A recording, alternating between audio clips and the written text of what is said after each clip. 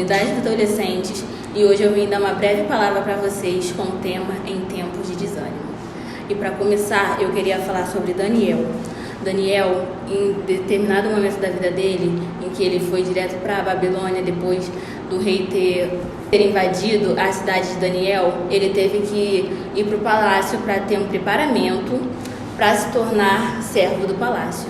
Nesse determinado momento, o rei decidiu que as pessoas que estavam em preparamento, os jovens israelitas, deveriam fazer do mesmo regime que ele. Mas Daniel, ele decidiu não ficar impuro e fez o próprio regime dele.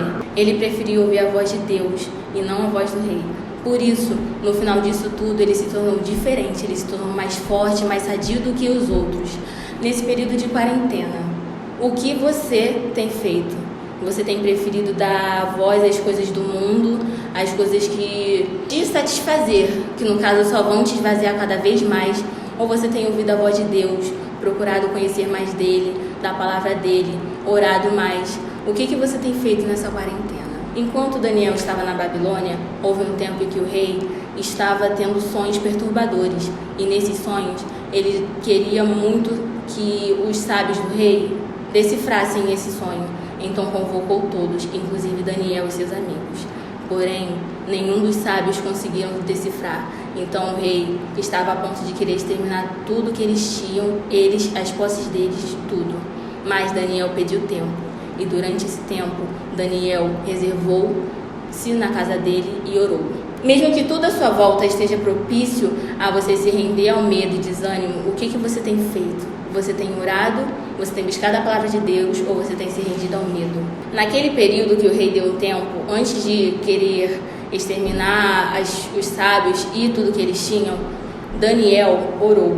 Mas os outros sábios procuraram fugir, pediram ajuda para os outros deuses e teve os amigos de Daniel e Daniel que buscaram refúgio. Bom, fugir significa se render ao medo e ao desânimo. Procurar outros deuses significa se render a coisas inúteis que não vão resultar em nada. E orar significa buscar refúgio. Você tem feito o quê? Você tem buscado refúgio? Você tem se rendido ao medo?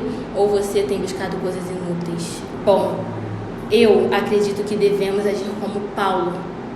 Paulo, ele, mesmo estando preso, ele não se descuidou com a fé dele, não se deixou esfriar, mas ele quis fazer a vontade de Deus, ele quis cumprir o seu plano. Ele, mesmo na prisão, falou da palavra de Deus, deu exemplo para as outras pessoas que estavam ali e continuou sendo servo correto. Ele, naquele momento da prisão, poderia ter achado que o Senhor abandonou ele, poderia ter achado que tudo na vida dele estava perdido, mas pelo contrário, ele continuou tendo fé. Mesmo que aí na sua casa você tenha perdido um parente ou esteja faltando alguma coisa, esteja desempregado, tenha fé e continue buscando a palavra de Deus, porque Ele é o seu socorro. Jesus, quando estava sendo preso, ele não se desanimou, não se desesperou, porque ele sabia que esses eram os planos do Senhor para a vida dele. E é o que eu estou falando agora para você: não se desanime, não fique em desespero, porque o Senhor sabe de tudo, o Senhor está cuidando de tudo.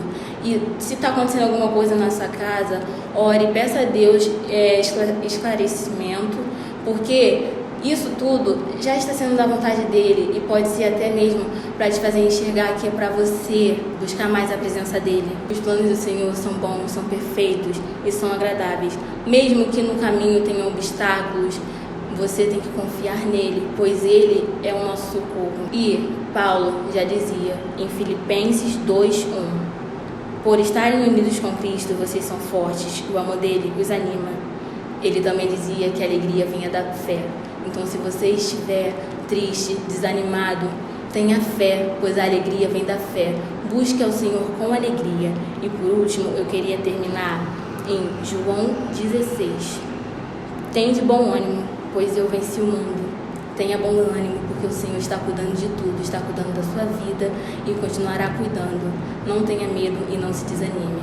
Bom, eu queria agradecer por essa oportunidade que o Senhor me deu de estar falando sobre tudo aquilo que o Espírito Santo ministrou no meu coração. E eu quero que vocês curtem, comentem, continuem assistindo, porque isso está sendo uma oportunidade muito grande e vocês estão recebendo a palavra de Deus aí na sua casa.